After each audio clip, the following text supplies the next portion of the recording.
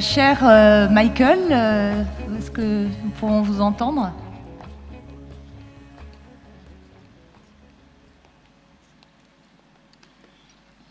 Merci beaucoup. Je tiens d'abord à féliciter le général Aboutraka et la HACP et le PNUD d'avoir réussi ce que je considère être un exploit, d'avoir fait venir à Niamey tout ce monde de divers pays, divers continents, pendant une période de confinement en Europe et pendant une période très instable dans cette partie du monde. Mais félicitations. Et je suis franchement édifié de tout ce que j'ai pu écouter depuis 2 jours. Moi, personnellement, je suis ni scientifique, ni chercheur dans le sens habituel du terme, ni militaire, évidemment, mais je suis un simple producteur de documentaires, journaliste depuis très longue date, et surtout un amoureux de l'Afrique. J'ai mis pied pour la première fois au Niger en 1970 à l'âge de 19 ans. Et je vais vous raconter une petite histoire qui peut-être peut donner un peu de lumière sur nos questions. Je me souviens, je suis arrivé par le nord parce que je suis arrivé par l'Algérie depuis Tamanrasset en autostop. Et j'ai fini par arriver à Agadez. Le tout premier jour à Agadez, je me promène dans le marché, dans le grand marché d'Agadez. C'était vers le tomber de la nuit, donc déjà obscur. Et je tombe sur un garçon qui s'appelle, j'ai appris par la suite, Jibril. Et Jibril portait des lunettes de soleil Ray-Ban. Et j'étais complètement époustouflé, jeune américain comme j'étais, de voir, il n'avait pas l'air riche, il n'avait pas l'air de... En tout cas, je ne savais pas quelle était son histoire, donc je lui demande, pourquoi tu portais des lunettes de soleil le soir? Il a dit, parce que je cherche la civilisation. Carrément. Et j'étais estomaqué par sa réponse, et je reste avec Jibril un peu plus. Et j'ai dit, mais j'avais 19 ans, n'oubliez pas ça. J'ai dit, mais Jibril, tu recherches la civilisation. C'est quoi pour toi la civilisation? Et il a dit, mais pour moi, la civilisation, c'est d'avoir de l'électricité dans mon village, qui était Azel, c'est d'avoir des médicaments pour mes parents, quand ils deviendront vieux, et c'est aussi d'avoir un 4x4 un jour. Donc au moins, je pouvais comprendre à travers Jibril qu'il y avait un rêve. Jibril l'appelait la civilisation. Moi, je pense que trop souvent, dans les grands discours que nous venons d'avoir depuis 2 jours, on oublie Jibril. On oublie que nous sommes là pour une raison, pour ce peuple qui a un espoir. Mais moi, quand j'entends ce que j'ai entendu depuis 2 jours, quelquefois j'ai l'impression que Jibril, c'est un futur terroriste. Mais je dis non, il n'est pas un futur terroriste, il est simplement, il n'a pas encore trouvé sa civilisation. Donc, je crois que dans cette recherche, ce que je constate dans ce que nous disons depuis 2 jours, c'est qu'il y a beaucoup de frustration. Et cette frustration se manifeste à travers beaucoup d'idées. Certainement des idées extrêmement bonnes, certainement des idées extrêmement valables, certainement des idées qui marchent.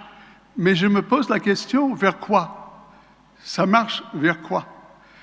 Si nous avons... Mais ça me rappelle quelquefois la fameuse citation en anglais qui est guacamole. Guacamole, ça veut dire taper sur les taupes. Le jardinier, il a plein de taupes qui essayent de l'envahir et il va taper dessus, il va taper leur tête, ils disparaissent. Peut-être il y en a certains qui meurent et après il y a les taupes qui trouvent d'autres façons d'envahir.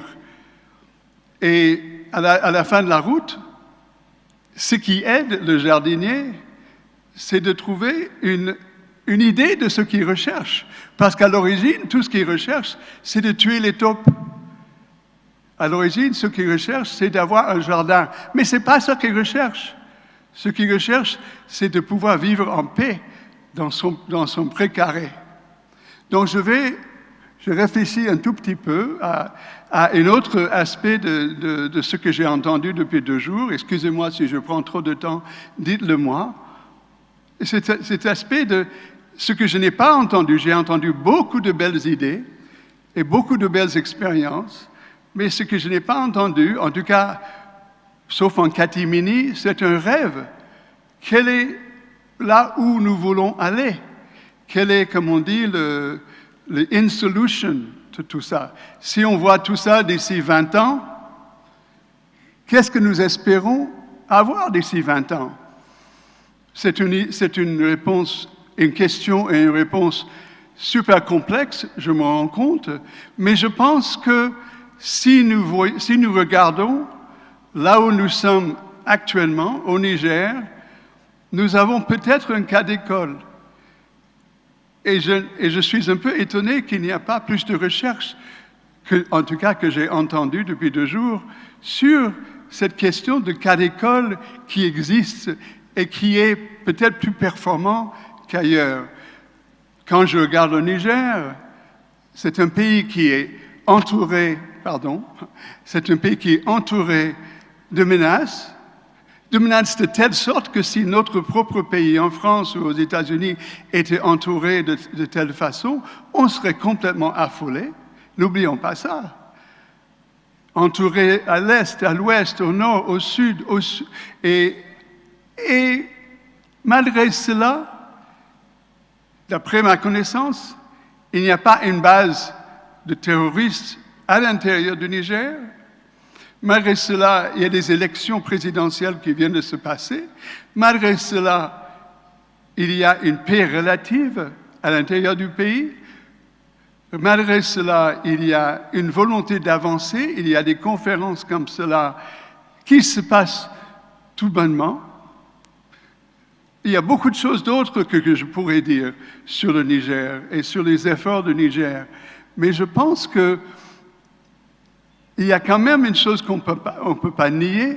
Si on compare le Niger aujourd'hui à ses voisins, soit le Niger est plus stable, soit le Niger est plus démocratique, soit les deux. Et je crois que si notre rêve de l'avenir est d'avoir un pays qui est stable, d'avoir un pays où le peuple a plus de parole, et d'avoir un pays qui a de l'espoir, comme Djibril, d'avoir un 4-4 un jour. À mon avis, il faut commencer avec le Niger. Et pourquoi? Pourquoi le Niger est différent, si on peut l'appeler comme ça, si on peut dire quelque part que le Niger aujourd'hui est un genre de modèle. Mais il y a des raisons sociétales, historiques, culturelles, politiques, économiques et aussi une fierté dans l'unité nationale, généralement parlant, et dans les institutions républicaines. C'est beaucoup, mais toutes ces choses-là ont combiné depuis des siècles. Ça n'a pas commencé il y a 10 ans, ça n'a pas commencé il y a 2 ans, mais depuis des siècles, tout cet imbriquement de raisons font qu'aujourd'hui, le Niger n'est pas un pays exactement comme les autres. Moi, je me souviens toujours en 70, et pendant les années 70, quand je suis venu ici, mais je suis venu à beaucoup de reprises depuis, on parlait de génocide dans un pays voisin. On parlait de grandes guerres civiles dans un autre pays voisin. On parlait de dictature dans un autre pays voisin, sans citer les noms. Mais au Niger, on parlait de beaucoup de choses. Il y avait beaucoup de problèmes, il y avait des assassinats. Mais au niveau sociétal, le Niger gardait la route, en tout cas d'après ma connaissance. Et aujourd'hui, le Niger, face à tous ces autres problèmes de la région, a quelque chose à offrir au monde. Donc, tout humblement, je vous demande de considérer, de commencer à étudier le cas Niger, pas seulement comme un exemple de lutte contre le terrorisme, mais comme un exemple éventuellement à mettre en avant comme idéal de l'avenir, parce que le résultat ne sera jamais parfait. Pour finir, je pense que nous sommes arrivés à un point où nous tous, nous devrions faire attention aux gens qui vont sur le terrain. Que ce soit des soldats ou que ce soit des personnes comme les travailleurs de la HCCP, faire plus attention à eux, non seulement dans le sens académique, et non seulement dans le sens que grâce à eux, je n'y vais pas, mais dans le sens qu'ils ont beaucoup à nous apprendre si on les écoute. Et quand on parle d'une soi-disant solution africaine, parce que j'y crois, ça commence avec chaque pays, cette solution africaine, et ça commence à écouter ce que disent les Africains. Parce que souvent, j'ai l'impression qu'on est là pour éventuellement aider, éventuellement soutenir, mais on est rarement là pour vraiment collaborer de la bonne façon par rapport à l'avenir de l'Afrique. C'est ma propre théorie et ma propre pensée. Je suis responsable de ce que je pense. Merci beaucoup.